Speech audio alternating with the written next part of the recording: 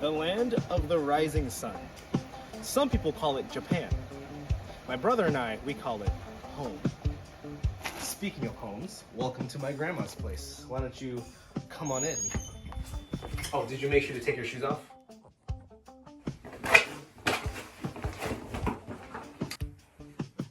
Oh, did you bring me a gift for coming to my place in omiyage? You're supposed to do that too. Would you like anything to eat or drink or? Oh, you already ate on the way here? You're not supposed to do that either. So, if you didn't pass at least 2 out of these 3 things, what you're gonna do is you're gonna leave this video. Okay, you're gonna click off this video because these obscure facts are not for people who don't know the basics. Like, you're not allowed to appear more cool by learning these like niche things about Japan to make your personality seem more interesting when you're talking to someone. You're not allowed to borrow coolness from this video, you understand? So go watch some Japan tutorials or something. Go watch some, like, you know, things you should remember when you go to Japan YouTube videos. This is too advanced for you. Shoo. Bye-bye, okay? No uncultured people here, okay? Are the babies gone? All right, awesome. Okay, let's get into it. Fact number 1, grape flavor. In Japan, if you get anything fruit flavored, like, you know, like an apple flavored soda or like a melon flavored soda, it's really delicious. But if you get anything grape flavored, it sucks. That's because in somewhere like America, if you get like a grape soda, it doesn't actually taste like grapes. You know, it tastes like purple. But in Japan, it actually tastes like grapes, and nobody wants that. Fact number 2, Japanese movie titles. I might make a whole separate video on this, but Japanese movie titles of American movies are really awesome. I'm just gonna list off like 3 of my favorites right now. The Japanese version of Napoleon Dynamite, if you want to take a guess of what it's called in Japanese. If you thought it's called Napoleon Dynamite, you're wrong. It's actually Busman. That it says basu right there, and then this is the kanji for man, so it's Busman. The second one is Anchorman. I'll give you a second to think what Anchorman is in Japanese, and then let me know when you're ready. Anchorman is 私たちはニュースキャスター史上最低の視聴率 Battle in New York, which literally means we are newscasters. We have the lowest viewership in history. Battle in New York. I can't make this up. And then my personal favorite is in the Japanese version of Adventures of Tintin. They changed it to Adventures of Tantan. It's not even that much of a funny reason why it's changed. It's just that it took me a second to realize why, and once I got it, I just could not contain my laughter. It's because in Japan, there's no TI letter. The closest thing you can use is a CHI, is chi, which means they would have to call Adventures of Tintin Adventures of Chin Chin. And Chin Chin means weenie, like penis, but it's just that no one explained that to me. It's just one day I'm in Japan and I'm like, that's the Adventures of Tintin poster. And I'm like, why does it say Tantan? Why can't they just say, oh? Fact number 3, braces. A lot of like young girls in Japan won't get braces deliberately because they think that Japanese guys like girls more that have messed up teeth.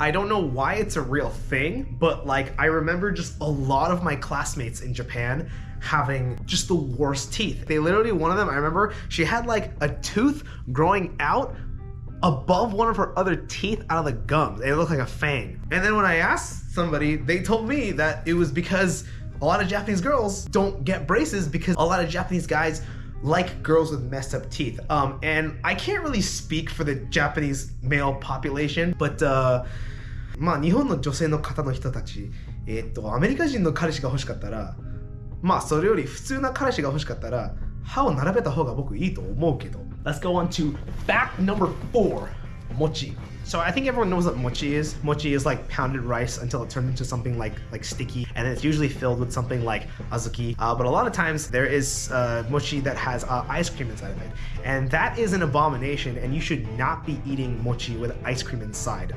If you have any self-respect at all, don't eat mochi with ice cream inside. It doesn't taste good, it doesn't feel good, and if mochi doesn't have a good texture, why are you even eating it? Fact number 5, a lot of celebrities that are Japanese or partly Japanese, their celebrity name is usually always their Japanese middle name.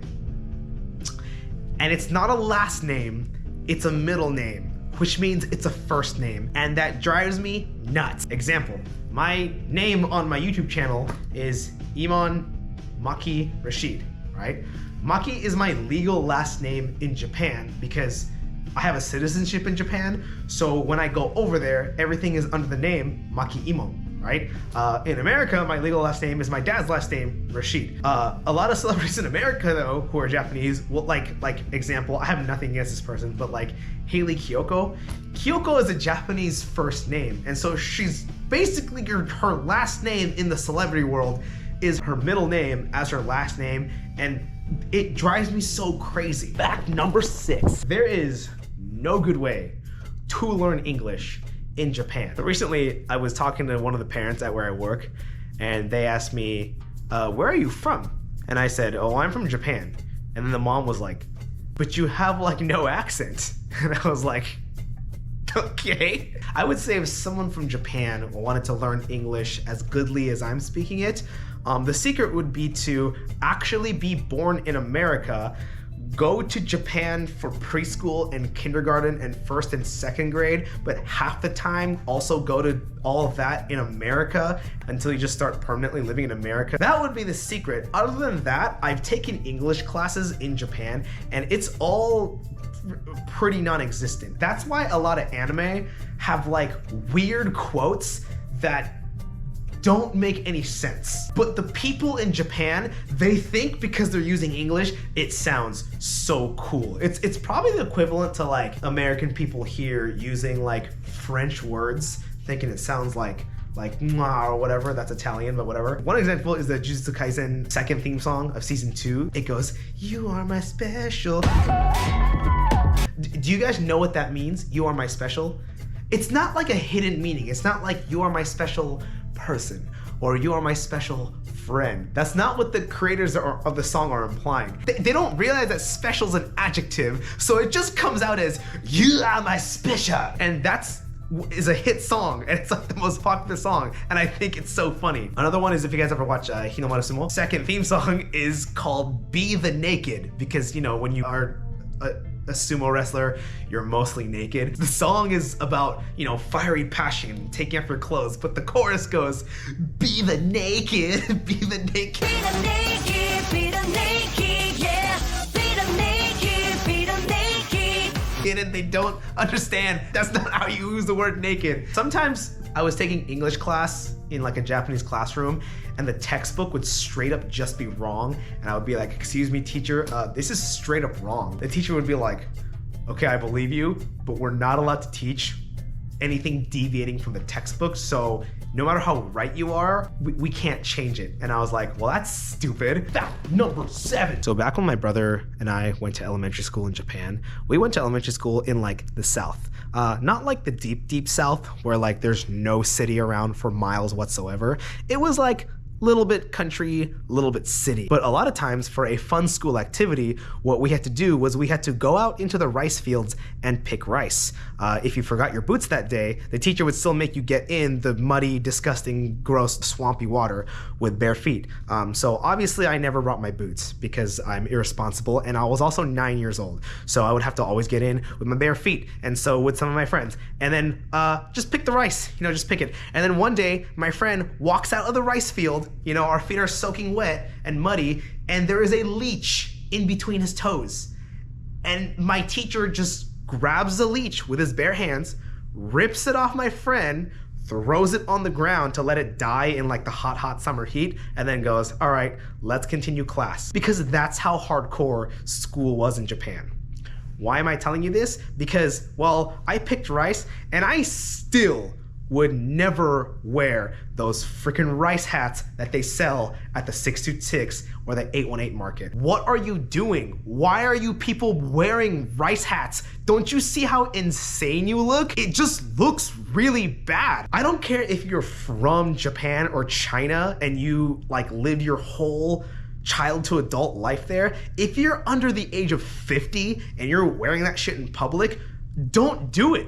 Just don't do it. You look like a crazy person. You look like Timok in The Last Dragon. Just stay away from that. Because I wouldn't do it. And I picked rice. And the very final fun fact of Japan is war crimes. Japan is responsible for some of the worst and the most horrendous war crimes you probably could have ever seen in history. There were these things called hell ships, where Japanese soldiers would just capture people that they didn't like, shove them into crates on the ship, and lock the doors for weeks at a time with no food or water or light in there until the people inside either went crazy from the darkness, started killing each other just to drink some of each other's blood or eat each other's flesh, or died of starvation or disease because they just have to defecate themselves there in the crate. My grandfather from Japan was in the war, and he was, in the Japanese side, and he actually used to work on a ship. He never told me what kind of ship. His ship did sink though, and he floated in the ocean for like 3 days until he made it back to the shore of Japan. I'll never know if he worked on a hell ship or not. It could have been a normal one or it could have been a hell ship. I'll never know because he passed away 10 years ago. But part of me wonders. Other things they would do would be like freezing people's limbs and then breaking them off, cutting off other people's limbs and reattaching it to another human being, seeing two people, forcing intercourse between them and seeing what happens there. Just some of the worst, most heinous, ridiculous, evil crimes ever done in history, and Japan has done a lot of that. This is just records and documents anyone can pull up anywhere that is all real and is Japanese. So there you go. Next time you want to visit Japan, the greatest country in the world, just remember that. Yeah, Japan, the greatest country ever, where the age of consent is 13 years old. Have you ever wondered why your weird, creepy friend wants to go to Japan so badly? Sure, everyone likes Japan. Anime is cool and everything, but you have that one friend that's just really weird, and he just gives you some like weird vibes, and he really, really wants to go to Japan. Yeah. 13. But have fun. Come by. Enjoy Japan. Enjoy the greatest country in the world. Just don't leave with a rice hat.